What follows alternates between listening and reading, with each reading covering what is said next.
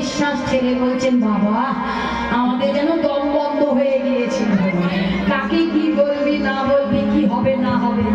হে কখন যাবি রে? এই তো যাবো।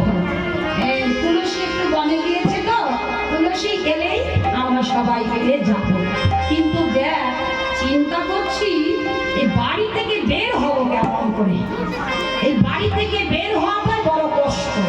কেমন করে বের হব এই চিন্তা করছি। চট করে ইন্দ্ররেখা সখী বললেন, আমার মাথায় একটা বুদ্ধি এসেছে না, একটা কাজ করলে আমরা তাড়াতাড়ি বাড়ি থেকে বের হতে পারবো। বলে কি কাজ? শোন, তুই তো এই বাড়ি একমাত্র ছেলের বউ, আদরের বৌমা, আদরের বৌমা। তুই এক কাজ কর, মাথায় ঘুমটা টেনে দিয়ে জোরে জোরে চিৎকার করে কাঁদবি, বাবারে মারে আমার কি সর্বনাশ হয়ে গেল রে, কি করে মুখ দেখাবো মা, ও মা কে কোথায় আছো মা, বাঁচাও আমাকে। এইভাবে চিৎকার করে করে কাঁদবি। কাঁদতে কাঁদতে এই ঘর থেকে বের হয়ে তুই তো শাশুড়ির কাছে চলে যা। তারপরে তারপরে কি হবে বলতে পারবে। তারপরে তোর শাশুড়ি বেরিয়ে আসবে, এসে একটু আদর ঠাদর কিছু করবে।